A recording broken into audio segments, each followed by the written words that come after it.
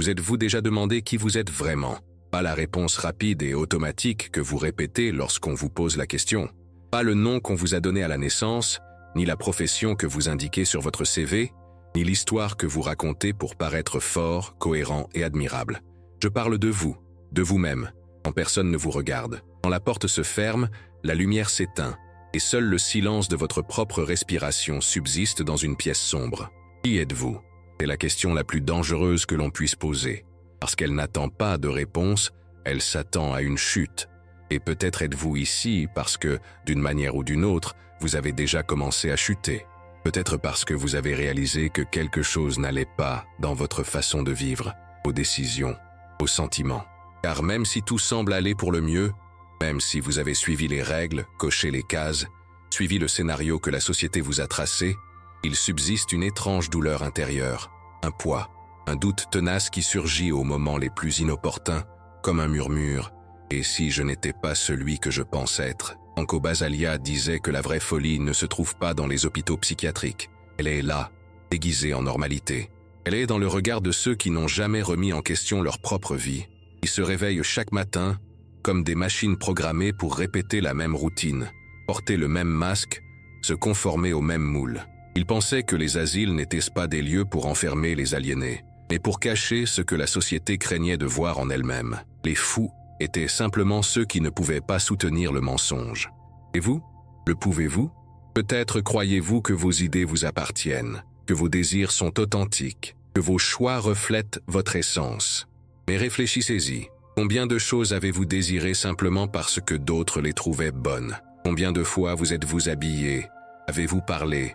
Ou avez-vous agi simplement pour éviter de décevoir, de rejeter ou d'être étrange? Se pourrait-il que, sans vous en rendre compte, vous viviez une vie d'emprunt, construite avec des éléments qui ne vous appartiennent pas? Et pire encore, auriez-vous le courage de la démanteler si vous découvriez que c'est le cas? Basaglia nous a mis au défi de regarder cette prison invisible dans laquelle nous vivons tous. Et ce n'est pas qu'une métaphore. Il a vu de ses propres yeux comment des gens étaient enchaînés, endormis, oubliés, traités comme des ordures simplement parce qu'ils étaient différents, parce qu'ils osaient dévier de la norme. Ce qui l'effrayait le plus, cependant, n'étaient pas les barreaux de fer, mais les barreaux de nos esprits. Ceux que personne ne remarque, ceux que nous érigeons nous-mêmes, et que nous appelons ensuite protection. Et je dois vous demander, dans quelle mesure êtes-vous vraiment libre? Peut-être pensez-vous que cette conversation n'est pas pour vous. Peut-être pensez-vous, je ne suis pas fou alors. Pourquoi exploses-tu parfois contre les personnes que tu aimes le plus, sans même pouvoir expliquer pourquoi? Pourquoi persistes-tu à répéter des erreurs que tu avais juré de ne plus jamais commettre? Pourquoi ressens-tu un vide inexplicable au milieu d'une fête, entouré d'amis, le sourire aux lèvres? Pourquoi cette voix dans ta tête te répète-t-elle sans cesse que tu n'es pas à la hauteur, même après avoir tant accompli? Il y a un détail cruel. Dans cette histoire, ce que l'on évite de regarder en soi ne disparaît pas. Au contraire, il grandit, il devient plus lourd, il fait partie de qui l'on est, même si l'on fait semblant de ne pas le voir. Et, à un moment donné, il commence à régir notre vie en mode pilote automatique. On devient spectateur de soi-même, regardant les scènes se répéter, incapable de comprendre pourquoi tout se termine toujours de la même façon, avec la même douleur, le même échec, la même solitude. Basaglia avait compris ce que peu osaient dire. La société refuse que l'on se connaisse soi-même, car un homme qui se connaît lui-même n'est pas facile à contrôler. Il n'accepte pas d'être un simple rouage. Il ne se contente pas d'être obéissant et prévisible. Ainsi, dès le plus jeune âge, on vous a appris à craindre le silence, à étouffer vos questions, à vous distraire constamment pour ne pas prendre conscience de votre propre emprisonnement. Que se passerait-il si, maintenant, vous arrêtiez de courir, si vous acceptiez d'être seul avec vous-même quelques minutes et d'écouter ce que cette voix étouffée veut vous dire? C'est inconfortable, je sais, parce qu'elle évoque des choses que vous avez passé votre vie à essayer d'enfouir. La colère, la honte, la peur, l'envie, la solitude. Mais elle recèle aussi des secrets que personne ne vous a jamais révélés. Le courage d'être entier, la force d'être authentique, la liberté d'être qui vous êtes vraiment. Il y a quelque chose en vous que personne ne peut détruire, mais que vous pouvez abandonner sans même vous en rendre compte. C'est votre essence. Et c'est pour cela que vous êtes là. Parce qu'au fond de vous, Vous savez déjà que vous ne pouvez plus vivre en mode pilote automatique, à répéter les mêmes histoires, en croyant qu'il suffit de travailler, de sourire, de faire plaisir et d'attendre que le bonheur apparaisse. Car il n'en est rien. Basalia nous a laissé un avertissement. Attention au normal. Il cache toute la folie et c'est valable pour vous aussi. Car au fond de vous, vous savez que quelque chose ne va pas. Pas en vous, mais dans votre façon d'exister. Ce malaise ressenti en vous couchant le soir, cette boule dans la gorge quand personne ne vous regarde, cette sensation de ne pas être à votre place même sous les applaudissements de tous, tout cela, c'est votre âme qui essaie de vous parler. Elle essaie de vous faire comprendre que vous ne vivez pas, que vous survivez simplement. Alors je vous le demande, combien de temps encore allez-vous ignorer cet appel ? Combien de temps allez-vous laisser la vie s'écouler comme dans un film où vous n'êtes qu'un personnage secondaire ? Combien de temps allez-vous faire comme si tout allait bien pour ne pas avoir à affronter la vérité ? Vous pouvez continuer comme ça, bien sûr, mais sachez que la facture arrive, elle arrive toujours, et elle ne vous coûte pas d'argent. Elle vous coûte en jours gris, en nuits blanches, en rêves inassouvis, en relations brisées, en une tristesse silencieuse qui grandit lentement jusqu'à vous engloutir tout entier. Regardez-vous bien maintenant. Souvenez-vous des fois où vous avez dit « oui » alors que vous vouliez dire « non ». Des fois où vous avez souri pour cacher vos larmes. Des fois où vous avez accepté moins que ce que vous méritiez juste pour éviter d'être seul. Souvenez-vous de tout ce que vous avez ravalé pour éviter d'être traité de faible, étrange, fou. Maintenant, dites-moi, est-ce cela la liberté ? Avez-vous déjà remarqué à quel point on nous a appris à craindre le mot « folie » ? Comment nous l'utilisons pour repousser, mépriser, faire semblant d'être du bon côté et l'autre du mauvais. Basaglia nous a montré que la folie ne consiste pas à pleurer trop fort, à trop crier ou à aimer à tort. La folie consiste à vivre une vie qui n'est pas la nôtre et à la qualifier de réussite. C'est se taire quand son âme hurle. C'est suivre des règles dont personne ne sait qui les a écrites. C'est se trahir chaque jour et croire que c'est normal. Avez-vous déjà remarqué que les personnes que vous admirez, au fond, sont celles qui ont osé être différentes ? Celles qu'on a qualifiées de folles avant d'être qualifiées de brillantes, celles qui ont rejeté le scénario. Peut-être avez-vous cela en vous aussi. Peut-être avez-vous peur de regarder car vous savez qu'une fois que vous l'aurez vu, vous ne pourrez plus revenir en arrière, car la vérité blesse, mais le mensonge tue. Et c'est pour cela que vous êtes ici, pas par hasard, car rien, absolument rien, sur le chemin de quelqu'un qui commence à se découvrir n'est dû au hasard. Le malaise que vous ressentez maintenant est une invitation. La sensation d'oppression dans votre poitrine est une invitation. Le sentiment qu'il vous manque quelque chose est une invitation. Et vous le savez, je sais que tout cela est lourd. Je sais que c'est effrayant. C'est tellement plus facile de faire semblant, de s'accrocher à la routine, d'éviter de penser. Mais je dois vous le dire, tout changement commence quand on arrête de courir. Quand on décide, même en tremblant, même en morceaux, d'ouvrir la porte et d'entrer dans la pièce obscure. Car c'est là que réside la clé de tout ce que l'on cherche. Et maintenant, je vous le demande, accepterez-vous cette invitation ? Aurez-vous le courage de vous affronter, d'arracher le masque, de briser les barrières invisibles qui vous entourent ? Ou vous contenterez-vous de continuer à appeler votre téléphone portable « maison » ? La décision vous appartient.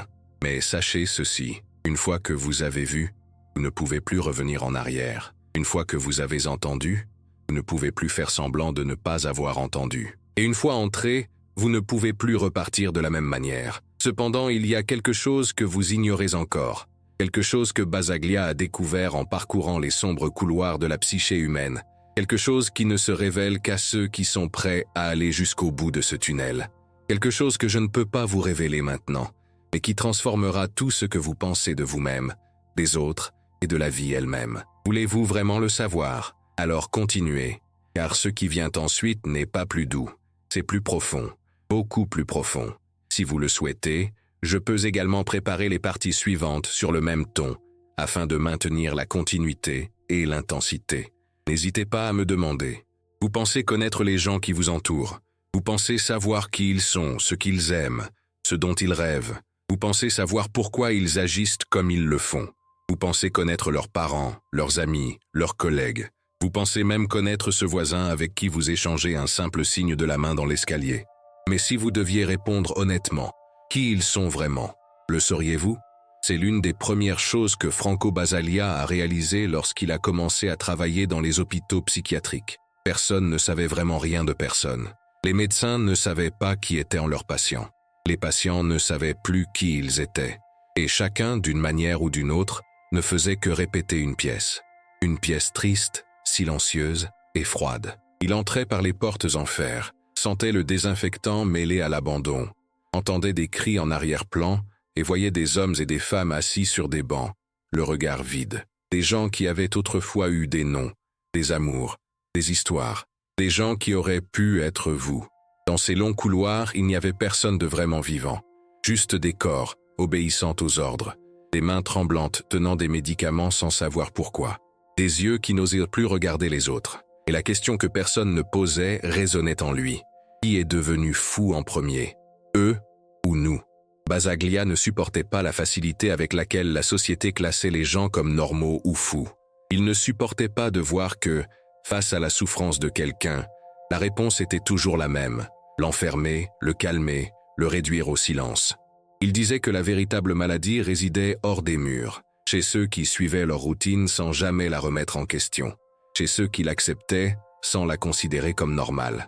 Et si vous en doutez, pensez à votre propre vie. Souvenez-vous de vos débuts à l'école et de l'apprentissage du silence, même lorsque votre corps voulait bouger.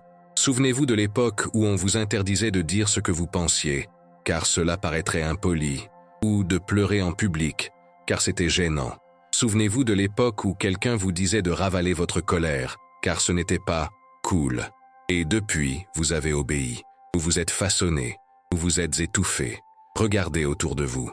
Des gens marchent dans la rue, les yeux rivés sur leurs écrans, des écouteurs sur les oreilles, incapables de s'entendre. Des gens dans le métro, entassés les uns sur les autres, l'air fatigué et absent.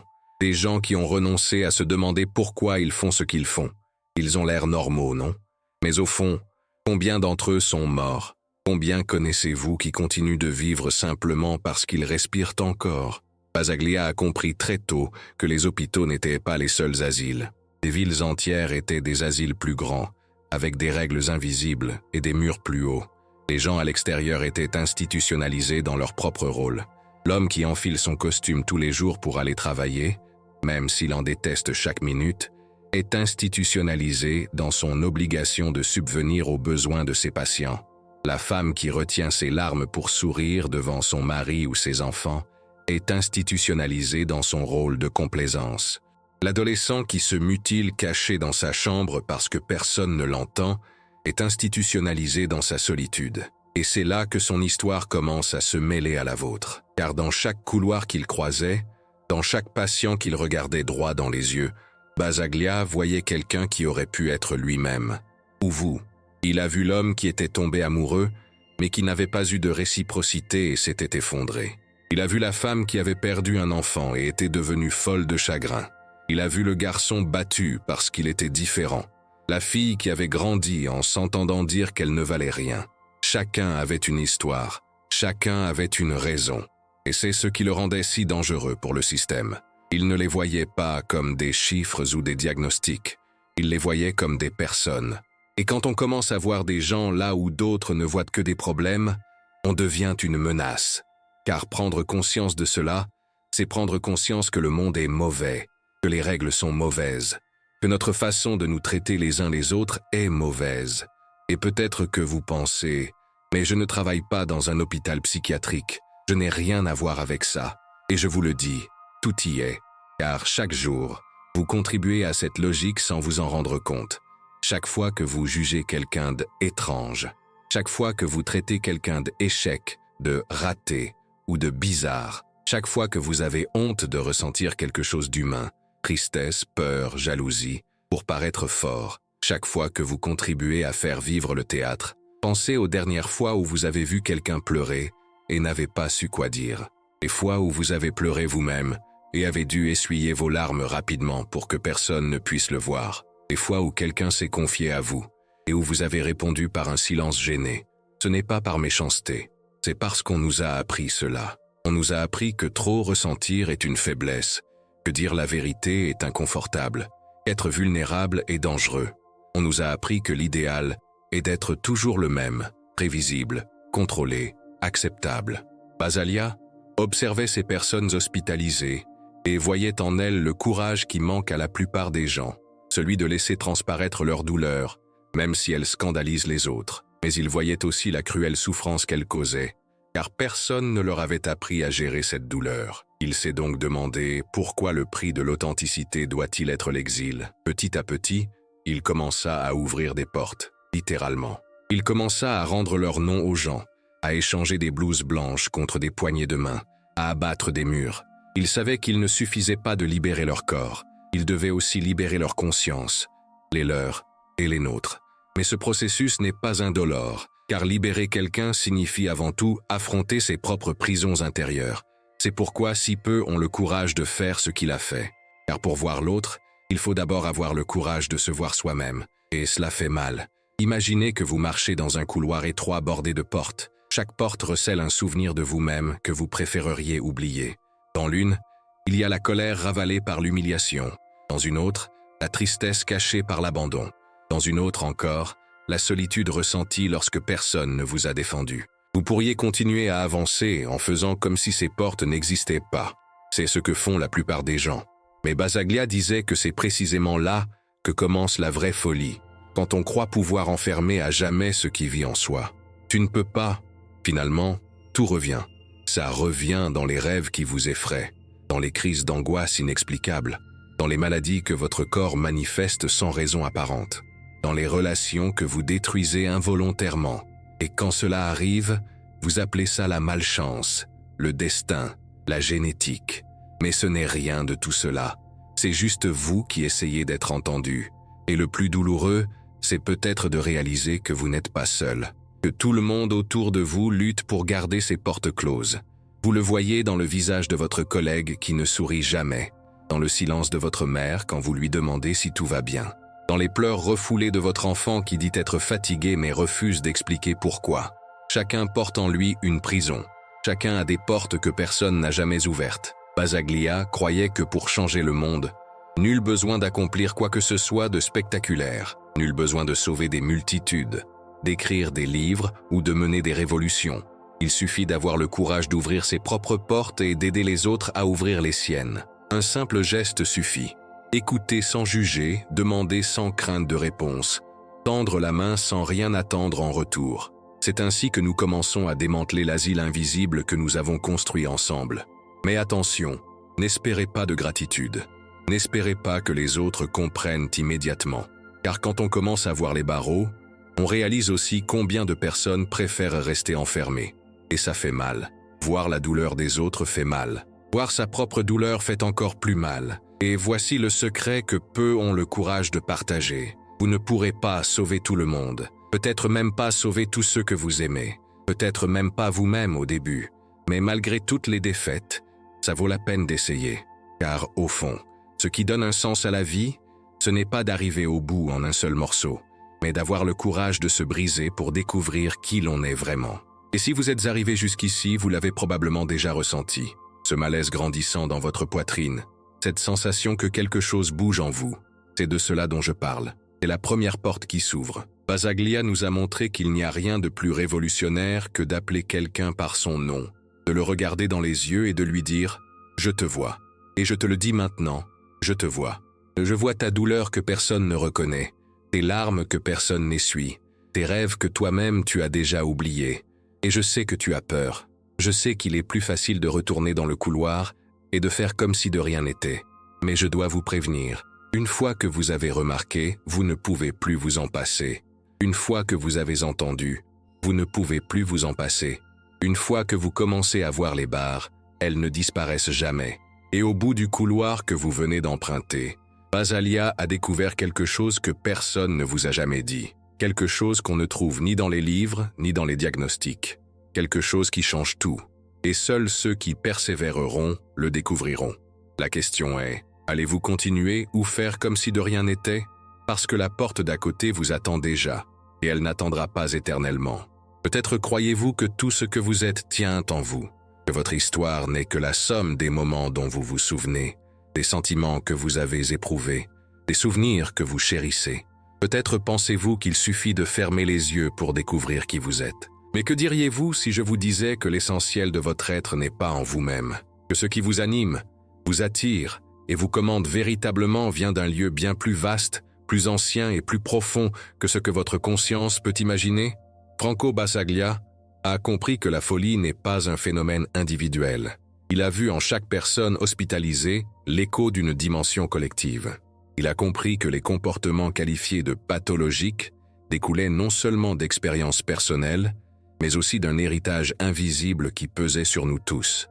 L'inconscient collectif, une dimension silencieuse où sont stockés les symboles, les histoires et les traumatismes de l'humanité tout entière. Cette idée peut paraître lointaine, abstraite. Mais avez-vous déjà réfléchi à la façon dont vous rêvez de choses que vous n'avez jamais vécues? Comment vous vivez des peurs inexplicables? Comment vous reconnaissez dans les livres ou les films des histoires qui semblent avoir été écrites à votre sujet, même si vous n'avez jamais rien vécu de tel? Pensez à un nouveau-né, un être humain qui n'a encore rien vécu.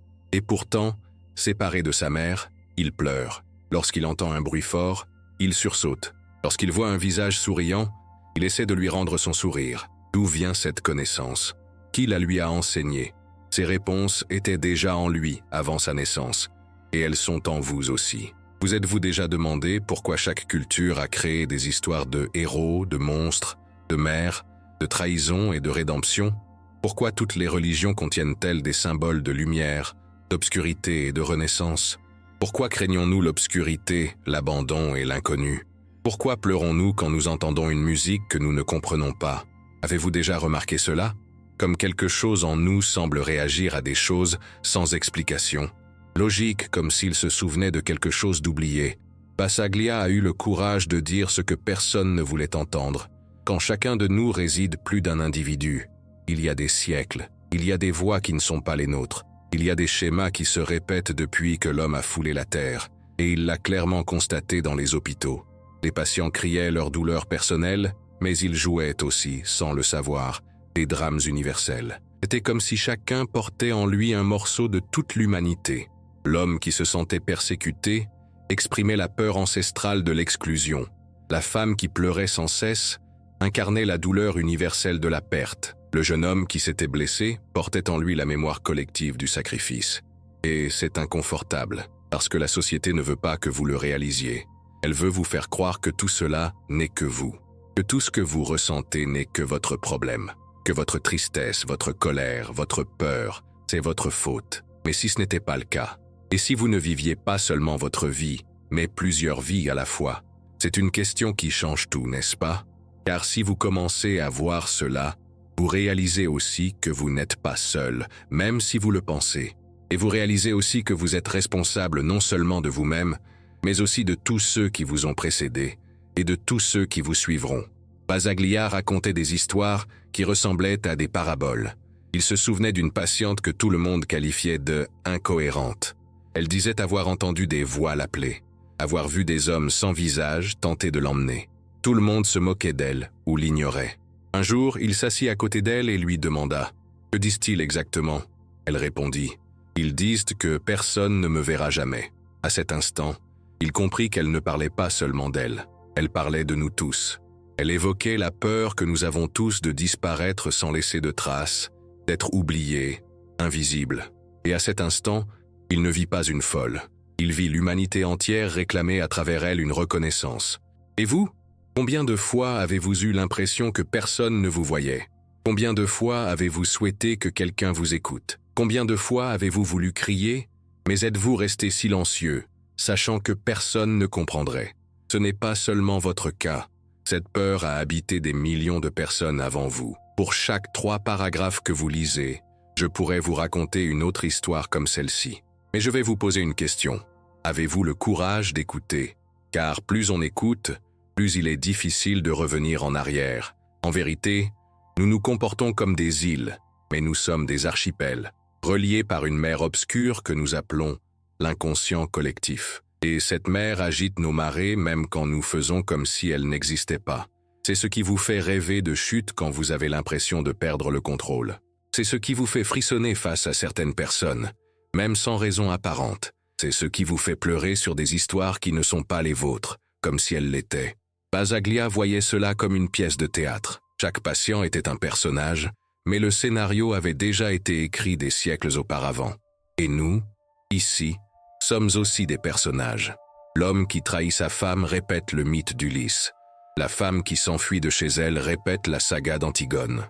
Le jeune homme qui défie son père revit Oedipe sans s'en rendre compte. On croit agir de son propre chef, mais la plupart du temps, on ne fait que jouer un rôle qui existait bien avant sa naissance. Et c'est effrayant, n'est-ce pas? Savoir que vous n'avez peut-être jamais été l'auteur de votre propre histoire, mais cela vous libère aussi. Car si vous comprenez cela, vous pouvez commencer à écrire un nouveau scénario. Vous pouvez choisir le rôle que vous souhaitez abandonner et celui que vous souhaitez finalement jouer. Vous pouvez cesser de répéter sans cesse les mêmes erreurs. Basaglia croyait que chacun de nous porte en lui une multitude. Nous ne sommes pas un, mais plusieurs, et tous ces nombreux désirent être entendus. Il disait qu'on ne peut guérir quelqu'un simplement en faisant taire les voix. Il faut écouter chacun, dire à chacun « Je te vois, je sais que tu es là ». Ce n'est qu'alors qu'ils cesseront de crier.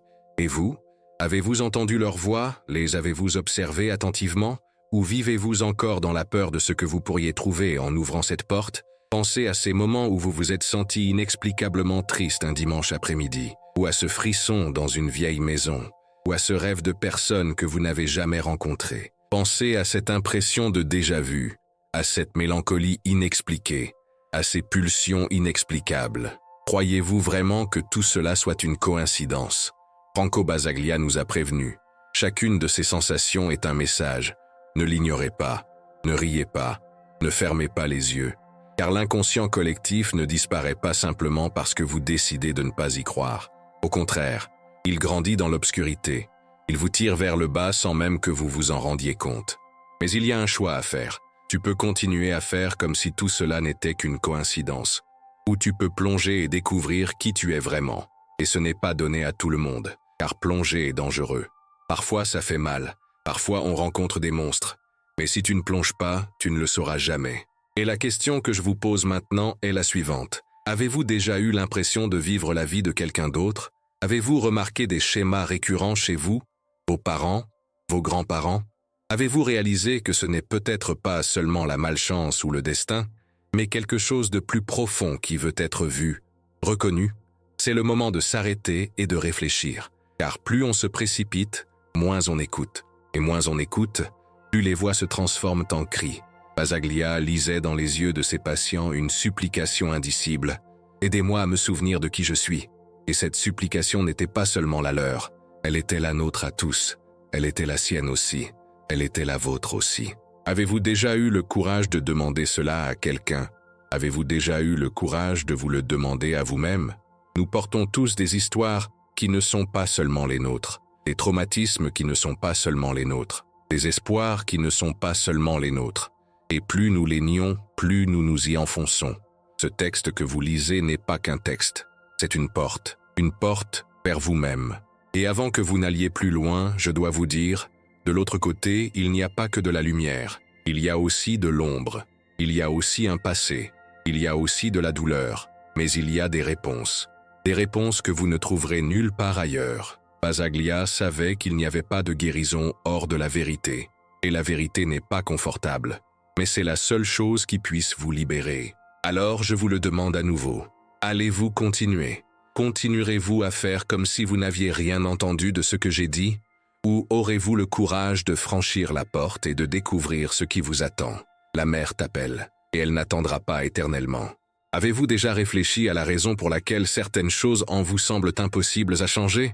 Pourquoi, même lorsque vous vous promettez de ne jamais répéter une erreur, celle-ci se reproduit-elle? Pourquoi avez-vous l'impression qu'une partie de vous agit d'elle-même, sabotant vos décisions, vous poussant là où vous ne voulez pas aller? Cette partie a un nom, c'est votre ombre. Franco Basaglia disait que la plus grande cruauté de la société n'était pas d'enfermer les gens dans des hôpitaux psychiatriques. Elle était de faire croire à chaque individu qu'il n'avait pas le droit d'être pleinement lui-même. Elle était d'enseigner aux enfants dès leur plus jeune âge que certaines émotions, certaines pensées, certaines pulsions sont inacceptables, honteuses et dangereuses, et que pour être aimé, accepté et respecté, il fallait les cacher, il fallait les enfouir profondément, là où personne ne pouvait les voir. Et vous l'avez fait. Nous l'avons tous fait. Dès notre plus jeune âge, nous avons appris ce qui était bien et ce qui était mal. Nous avons vite découvert qu'il ne fallait pas être en colère contre ceux qui nous protégeaient. Il ne fallait pas envier ceux qui étaient à nos côtés. Il ne fallait pas avoir peur, ni paraître fragile, ni désirer des choses que les autres désapprouvaient. Alors nous avons refoulé ces choses dans un coin sombre de notre esprit, faisant comme si elles n'existaient pas, mais ils sont restés là. En 2018, une étude réalisée par Association américaine de psychologie 1, étude a montré que plus de 70% des gens ressentent de la honte pour au moins une caractéristique essentielle d'eux-mêmes. Il s'agisse d'un trait de personnalité, d'un désir, d'un souvenir ou d'un comportement, et que cette honte influence directement leurs décisions professionnelles, leurs relations et leur estime de soi. Cela signifie que sur 10 personnes que l'on croise dans la rue, 7 cachent quelque chose d'essentiel de leur personnalité, et elles pensent que c'est normal. Bassaglia considérait cette normalité comme la pire des maladies. Il se demandait comment on pouvait être en bonne santé tout en devant se faire passer pour quelqu'un d'autre pour survivre. Peut-être l'avez-vous déjà ressenti, la sensation de sourire à l'extérieur alors que quelque chose en vous se tord. La difficulté de dire non quand tout en vous veut crier. La colère qui explose sans raison, dans la circulation, à la maison, au travail, comme si elle avait une vie propre. Ce n'est ni de la malchance, ni une nature maléfique. C'est l'ombre qui tente de s'échapper. Il y avait un patient que Basaglia n'oublia jamais, un homme discret qui passait ses journées en silence, évitant le regard des autres. Personne ne connaissait son nom complet, car il refusait de le dire. Pendant des années, on le considéra comme un cas perdu. Un jour, assis à côté de lui, Basaglia demanda « Pourquoi ne parles-tu pas ?» Et l'homme, sans le regarder, répondit « Parce que si je parle, personne d'autre ne voudra être ici. » Il ne parlait pas d'insultes ou de menaces. Il disait la vérité, ce qu'il voyait chez les autres, ce qu'il ressentait pour lui-même. Il portait en lui des secrets si lourds qu'il préférait s'anéantir plutôt que de révéler sa véritable identité. Combien de fois avez-vous fait le même choix? Combien de fois êtes-vous resté silencieux pour ne pas gâcher l'ambiance? Combien de fois avez-vous ravalé votre douleur pour ne pas déranger? L'ombre ne disparaît pas parce qu'on l'ignore, bien au contraire. Chaque fois qu'on fait comme si elle n'existait pas, elle grandit. Elle s'infiltre dans nos paroles, nos actions, nos relations. Une étude récente de l'université Harvard a montré que les personnes qui refoulent leurs émotions intenses, notamment la colère et la tristesse, ont 35% plus de risque de développer une maladie cardiaque. Votre cœur se contracte littéralement sous le poids de ce que vous ne dites pas. Et l'ombre se manifeste de manière inattendue, dans le jugement rapide de quelqu'un qui vous rappelle vous-même, dans l'irritation envers un collègue qui fait des choses que vous aimeriez faire mais ne pouvez pas faire, dans l'envie que vous transformez en mépris, dans la tristesse que vous appelez ennui, dans l'addiction que vous utilisez pour vous engourdir. Basaglia savait que ce n'était pas seulement un problème psychologique, mais aussi politique, car une société qui apprend à occulter ses ombres crée des citoyens obéissants. Moins on reconnaît ses propres impulsions, plus il est facile d'accepter les ordres, de suivre les règles et de blâmer les autres. Vous pourriez penser que c'est exagéré. Alors, réfléchissez. Pourquoi tant de gens se sentent-ils soulagés lorsqu'une personne courageuse exprime haut et fort ce que tout le monde pensait, mais que personne n'osait dire? Pourquoi tant de gens s'identifient-ils aux personnages anti-héros des films et des séries? Ceux qui font des erreurs, qui ont des défauts, qui ne cachent pas leurs faiblesses. Pourquoi ressentons-nous du soulagement lorsque nous voyons quelqu'un échouer? C'est parce que, l'espace d'un instant, cela nous donne la permission d'être humain. Et l'ombre n'est pas seulement douleur ou destruction. Elle recèle aussi votre potentiel, votre créativité, votre audace, votre liberté sont là, ainsi que la peur et la colère. La même énergie qui vous fait blesser quelqu'un lorsqu'elle est mal canalisée peut vous faire créer une œuvre, construire un projet, vous battre pour quelque chose d'important lorsqu'elle est intégrée.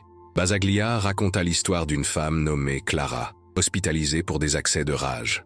Elle criait, jetait des objets et mordait quiconque tentait de la maîtriser. Tout le monde la croyait violente de nature, mais en lui parlant, il découvrit que Clara avait passé des années silencieuses, subissant violence et humiliation. Elle avait tellement réprimé sa colère qu'elle a fini par exploser. Quand quelqu'un l'a enfin écoutée et lui a dit « Tu as le droit d'être en colère », sa fureur a commencé à retomber. En quelques semaines, elle n'attaquait plus personne. Son ombre était visible. Cela ne veut pas dire que c'est facile. Reconnaître son ombre est douloureux.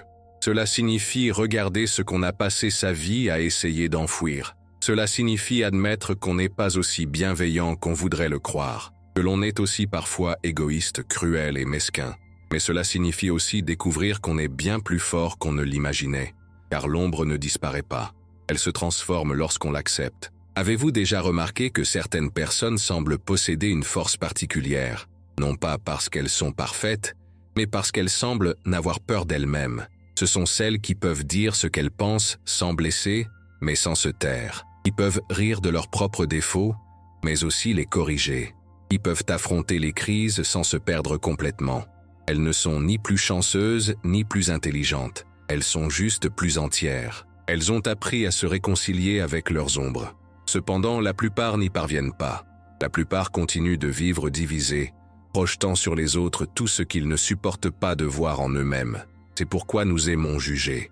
C'est pourquoi nous disons « je ne ferai jamais ça » quand quelqu'un commet une erreur. C'est pourquoi nous sommes si prompts à pointer du doigt, parce qu'il est plus facile de voir l'ombre de l'autre que la nôtre. Une étude menée en Norvège en 2021 a montré que 62% des personnes interrogées déclaraient ressentir plus de colère lorsqu'elles voyaient les défauts des autres que lorsqu'elles remarquaient les leurs. Ce phénomène porte un nom, la projection. L'ombre que vous ne voulez pas affronter en vous-même est projetée sur le monde, comme un miroir inversé. Vous critiquez chez les autres exactement ce que vous vous efforcez de cacher en vous-même. Basaglia a déclaré que les patients les plus dangereux étaient ceux qui ne supportaient plus le masque. Ils étaient dangereux, non pas parce qu'ils faisaient du mal aux autres, mais parce qu'ils rappelaient à leur entourage ce qu'ils essayaient eux-mêmes d'oublier. C'est pourquoi ils étaient enfermés, soignés et ignorés. Non pas parce qu'ils étaient fous, mais parce qu'ils étaient trop sincères. Avez-vous déjà réfléchi à ce qui pourrait bien être votre plus grande peur? Être vu dans son intégralité, avec vos lumières et vos ombres, avec votre honte et vos secrets, avec tout ce que vous avez essayé de cacher pendant des années. Que se passerait-il si quelqu'un voyait tout cela? L'avez-vous déjà imaginé? La vérité, c'est qu'on vous a vu, même quand personne ne disait rien, même quand personne ne vous montrait du doigt. Les gens le sentent. Et souvent, c'est ce qui pousse certains à se rapprocher et d'autres à s'éloigner. Car l'ombre, lorsqu'elle n'est pas reconnue, déborde. Elle se manifeste toujours. L'invitation de Basaglia n'était pas de se débarrasser de l'ombre, mais de la regarder droit dans les yeux. De dire « Je sais que tu es là, je n'ai plus besoin de faire semblant ». Ce n'est qu'alors qu'elle cessera de vous hanter. Ce n'est qu'alors qu'elle cessera de saboter vos relations, vos choix, votre santé. Ce n'est qu'alors qu'elle commencera à jouer en votre faveur. Mais personne ne peut le faire à votre place. Personne ne peut vous forcer à entrer dans cette pièce obscure. Vous seul pouvez décider. Êtes-vous prêt? C'est intéressant. L'Organisation mondiale de la santé estime que 264 millions de personnes dans le monde souffrent de dépression. Un chiffre effrayant, mais dont peu de gens parlent, c'est qu'une grande partie de cette souffrance découle du conflit entre ce que les gens sont et ce qu'ils croient devoir être. Un conflit qui pourrait être atténué si davantage de personnes acceptaient leur propre ombre. Alors, je vous le demande, combien de temps continuerez-vous à faire comme si cette douleur n'existait pas? Combien de temps continuerez-vous à essayer d'être juste léger, juste pour plaire? Tu sais déjà que tu ne peux plus continuer comme ça. Tu le sens déjà. Tu ne peux peut-être pas le nommer, mais tu le sens. Et maintenant que tu le sais, tu ne peux plus le voir. Ce que vous faites désormais vous appartient. Mais sachez ceci, plus vous attendez, plus cela devient difficile. Car l'ombre ne disparaît pas, elle attend. Et la prochaine fois qu'elle surviendra dans le silence d'une nuit tardive, dans une rage inexpliquée, dans une tristesse qui vous surprend, elle ne viendra pas pour vous détruire. Elle viendra pour vous rappeler « Je suis toujours là ». Alors êtes-vous enfin prêt à écouter? Il arrive un moment, inévitable, où l'on réalise que fuir ne fonctionne plus. On a tout essayé. On a ignoré la douleur jusqu'à ce qu'elle se transforme en maladie. On a fait semblant de ne pas la ressentir jusqu'à ne plus pouvoir dormir. On a blâmé les autres, le destin, la destinée. Mais à un moment donné, la vérité frappe à notre porte. On comprend qu'il ne s'agit pas de fuir. Il s'agit de l'affronter. Et c'est à ce moment-là que commence le chemin le plus difficile et le plus nécessaire, celui du retour à soi-même. Franco Basaglia a qualifié ce moment de rupture. Il a affirmé que pour qu'une personne puisse commencer à guérir, quelque chose en elle doit d'abord se briser. Et il ne parlait pas d'une rupture au sens habituel du terme, d'un scandale ou d'un échec visible. Il parlait d'un effondrement intérieur, silencieux, où le masque finit par se fissurer et révèle ce qui s'est toujours caché derrière. Avez-vous déjà ressenti cela, ce jour où vous vous êtes regardé dans le miroir et avez failli ne pas vous reconnaître? Ce moment où, au milieu d'une conversation banale, une larme a failli couler sans que vous puissiez expliquer pourquoi? Ou ce moment où, même entouré de gens, vous vous êtes senti absurdement seul? C'est l'appel. C'est le premier pas vers l'individualisation. Qu'est-ce que l'individuation? Ce n'est pas un mot compliqué à mémoriser. Ce n'est pas une énième technique de développement personnel. C'est le cheminement qui vous mène d'un simple rôle à une personne à part entière. C'est la dissolution des mensonges que vous vous êtes racontés pour survivre. C'est la rencontre entre les parties de vous-même que vous avez tenues à l'écart par peur, honte ou par paresse. Basaglia voyait dans les patients les plus discrets, ceux qui passaient inaperçus, la plus grande chance de transformation, car c'était eux qui en avaient assez de faire semblant. C'étaient eux qui ne pouvaient plus supporter la mascarade. Il racontait l'histoire d'un homme qui, pendant des années, s'est comporté parfaitement, toujours poli, toujours obéissant, jusqu'au jour où il a déchiré ses vêtements à la cafétéria et a crié à tout le monde « Maintenant, vous me voyez ?»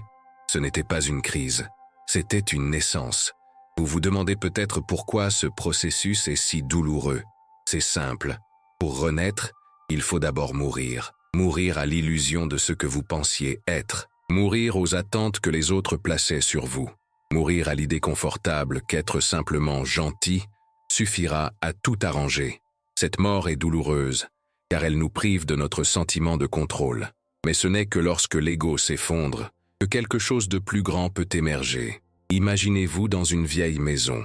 Pendant des années, vous avez peint les murs, accroché de jolis tableaux et placé des fleurs aux fenêtres pour créer une atmosphère chaleureuse. Mais à l'intérieur, les fondations étaient fissurées. Le plafond menaçait de s'effondrer. À chaque nouvelle couche de peinture, les fissures devenaient de plus en plus cachées, jamais réparées. Il arrive un moment où peindre ne suffit plus. Il faut démolir la maison et repartir de zéro. C'est le processus d'individuation.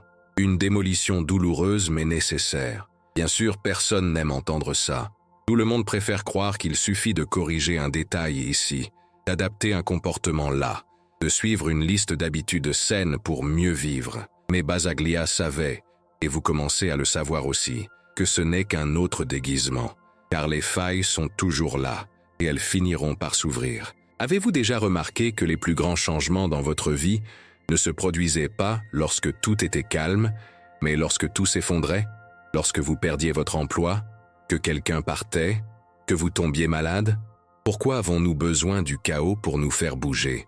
Pourquoi n'est-ce que lorsque tout ce que nous savons disparaît, que nous pouvons voir ce qui était caché? Peut-être parce que l'ego est trop têtu pour abandonner le contrôle de lui-même. Il doit être vaincu. Il doit être mis à genoux. Basaglia voyait la douleur comme une virtuose. Il disait qu'elle était le dernier recours de l'âme pour attirer l'attention. Quand les mots ne suffisent plus, quand les rêves ne sont plus entendus, quand les symptômes sont ignorés, la douleur survient.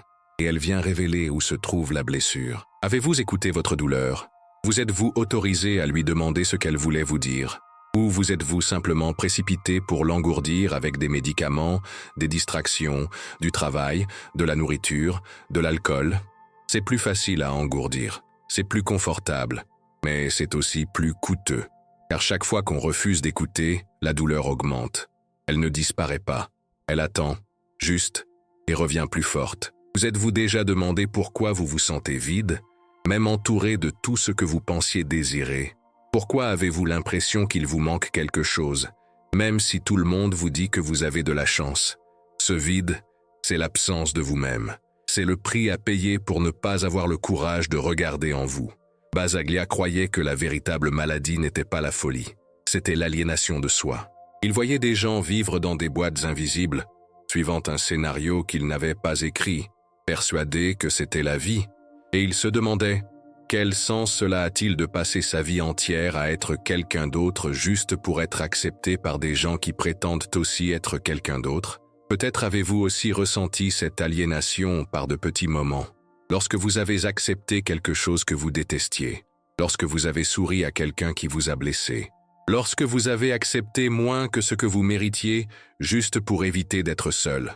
Chacune de ces petites trahisons creuse un trou en vous, et l'individuation est précisément le processus qui permet de combler ce fossé, non pas par davantage de mensonges, mais par la vérité. C'est un chemin solitaire, car vous seul pouvez le parcourir. C'est aussi un chemin courageux, car il vous mène là où vous avez passé votre vie à essayer d'éviter. Vous y trouverez l'enfant réprimé, l'adolescent réduit au silence, l'adulte qui a appris à sourire extérieurement tout en saignant intérieurement. Il vous faudra les regarder et les accueillir. Alors seulement, ils cesseront de vous attirer. Cette réconciliation est lente. Elle ne se fait pas du jour au lendemain. Elle se révèle par des crises, des ruptures, de petits signes. Chaque fois que vous perdez quelque chose, une croyance, une relation, une identité, vous ne le perdez pas seulement. Vous renaissez. Le plus drôle, c'est que votre entourage le remarquera avant vous. Ils diront que vous êtes différent, plus léger, plus sincère, plus présent. Et ils auront peur, car votre changement leur rappellera ce qu'ils n'ont pas encore eu le courage de faire. Basaglia le savait. C'est pourquoi il a mis en garde. La liberté a un prix. Ce prix, c'est la solitude initiale, car être entier effraie ceux qui vivent encore en morceaux. Avez-vous déjà remarqué que la plupart des gens préfèrent la prévisibilité à la vérité? Ils s'accrochent à ce qui leur est familier, même si c'est douloureux. Pourquoi avons-nous si peur du changement, si c'est la seule façon de vivre véritablement? Peut-être parce que changer signifie admettre que tout ce qui a précédé était mauvais, et cela exige de l'humilité. Mais il y a aussi de la beauté dans ce processus, car petit à petit on découvre qu'on n'est pas seulement lumière, mais aussi ombre. On n'est pas seulement force, mais aussi fragilité. On n'est pas seulement courage, mais aussi peur. Et c'est normal, car pour la première fois, on s'accepte dans sa globalité. Et quand on s'accepte, on cesse d'exiger la perfection des autres. On cesse de juger. On cesse de projeter. On cesse d'attendre que quelqu'un vienne nous sauver. C'est intéressant. Selon une étude de l'université de Stanford, les personnes qui entreprennent un processus profond de découverte de soi rapportent une satisfaction de vie 40% supérieure, même confrontées aux mêmes difficultés extérieures. Pourquoi? Parce qu'elles ont appris à être avec elles-mêmes. Elles ont découvert que la paix ne vient pas de l'extérieur. Basaglia y croyait. Il voyait chaque personne comme un univers, et il comprenait qu'il ne suffisait pas de guérir les symptômes. Il fallait rétablir le lien avec sa propre essence. Vous êtes-vous déjà demandé qui vous seriez sans peur? Qui vous seriez si vous cessiez de chercher à plaire aux autres? Qui vous seriez si vous aviez le courage d'être exactement qui vous êtes? Peut-être ne connaissez-vous pas encore la réponse, mais elle existe déjà en vous. Et le chemin qui y mène commence lorsque vous décidez d'arrêter de fuir. Cette décision est la plus importante que vous puissiez prendre. Car à partir de ce moment-là, tout change. Pas d'un coup, mais petit à petit. Vous commencez à parler alors que vous vous taisiez, à dire non alors que vous disiez oui, à pleurer alors que vous vous forciez à sourire. Vous choisissez pour vous-même, pas pour les autres. Et peu à peu, il réalise que les fissures n'étaient pas la fin, mais le début. Que la vieille maison qui s'était effondrée avait laissé place à quelque chose de nouveau, quelque chose de réel, quelque chose de sien. L'ego résistera. Il essaiera de vous convaincre d'arrêter. Il vous dira que c'est dangereux, que vous allez vous faire du mal. Mais il le fait uniquement parce qu'il sait que si vous continuez, il perdra le contrôle. Et la question qui se pose à vous est simple. Allez-vous continuer à laisser votre ego prendre le dessus? Ou allez-vous enfin vous laisser naître? Le voyage n'est pas facile. Il est réservé à quelques-uns. Mais c'est le seul qui en vaille la peine. Et vous avez déjà commencé. Il y a un moment de silence, juste après avoir tout compris. Après avoir entendu, ressenti et compris, il y a un instant où le monde semble s'arrêter. Vous respirez plus profondément. Vos yeux mettent plus de temps à se fermer. Vous comprenez que vous ne pouvez pas revenir en arrière, et c'est peut-être à ce moment-là que vous réalisez la longueur du chemin à parcourir. Franco Basaglia disait que la véritable liberté ne consiste pas à ouvrir toutes les portes d'un coup, mais à avoir le courage de faire le premier pas. Et c'est ici, maintenant, que tout commence pour vous. Vous vous demandez peut-être par où commencer, comment mettre en pratique tout ce que j'ai ressenti jusqu'à présent. Comment traduire en gestes simples ce tourbillon de pensées et d'émotions qui me traverse? Avant de répondre, respirez. Rappelez-vous qu'il n'y a pas d'urgence. Le voyage intérieur n'est pas une course, c'est un retour. Il ne vous demande pas d'arriver demain. Il vous demande seulement de commencer aujourd'hui. Pour vous aider, je vais partager un plan stratégique. Ce n'est pas une recette pour un bonheur instantané. Ce processus n'a rien d'instantané. C'est une carte pour vous rappeler où aller quand vous êtes perdu. Une carte pour vous rappeler qu'il y a toujours un chemin pour revenir à vous-même. La première étape est d'arrêter de courir. Cela paraît simple, mais c'est difficile. La plupart des gens ne s'arrêtent jamais. Ils courent du travail à la maison, de la maison à la salle de sport, de la salle de sport à leur téléphone portable. Ils ne parviennent jamais à s'entendre. Alors, aujourd'hui, prenez 15 minutes pour être seul, sans rien dans les mains, sans musique, sans écran. Juste vous, avec vous-même, et écoutez. Qu'est-ce qui vous fait mal? Qu'est-ce qui nécessite de l'attention? Qu'avez-vous évité? N'ayez pas peur du silence. Le silence n'est pas vide. Le silence est l'espace où votre âme peut enfin parler. La deuxième étape est d'écrire. Écrivez pour vous-même. Prenez un stylo et du papier. N'utilisez pas votre téléphone. Et notez tout ce que vous avez honte de dire à voix haute. Tout. Colère, peur, désir, regret, envie, amour non partagé, rêves oubliés. Écrivez sans censure, sans vous demander si c'est beau ou juste. C'est votre ombre qui commence à prendre forme. C'est vous qui commencez à vous réconcilier avec elle. La troisième étape consiste à s'exprimer.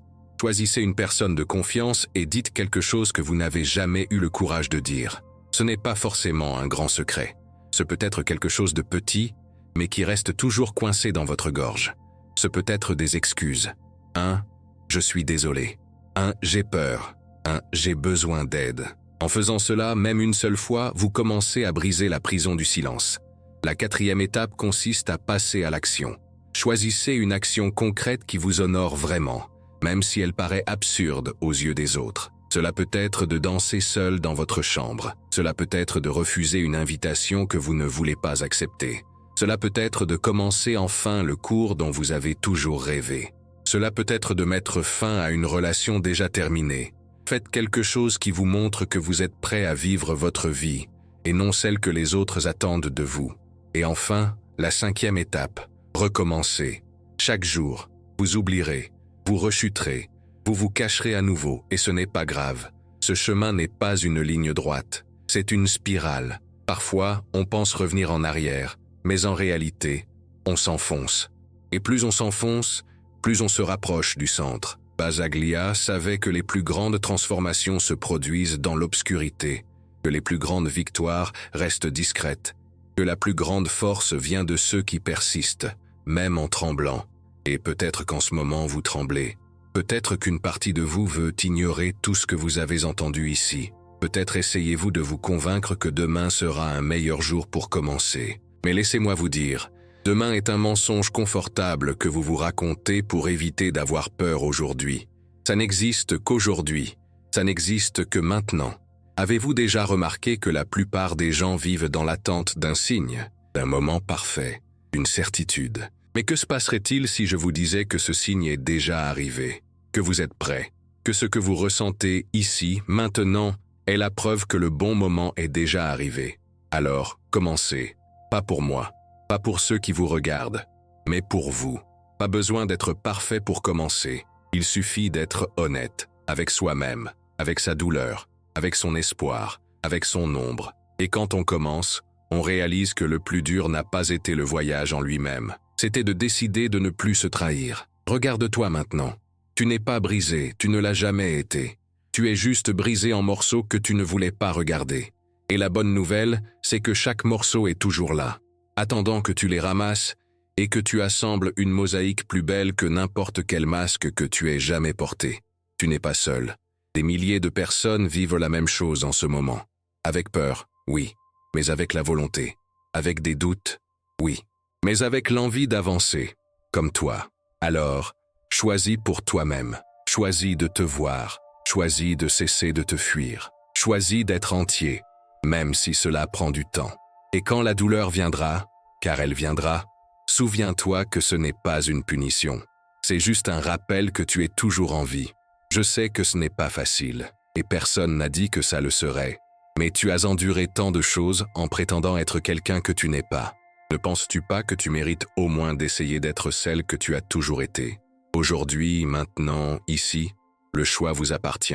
Et si vous avez senti que cette vidéo vous a parlé, ne la gardez pas pour vous. Laissez cette flamme illuminer les autres aussi. Abonnez-vous à la chaîne pour poursuivre ce voyage avec nous. Cliquez sur « J'aime » pour que ce message atteigne davantage de personnes qui l'attendent sans même le savoir. Et si vous avez des questions ou souhaitez partager votre histoire, n'hésitez pas à laisser un commentaire. Vous pouvez rester anonyme si vous préférez. N'ayez crainte. Ici, on vous voit. Ici, on vous entend. Maintenant, respirez et faites le premier pas.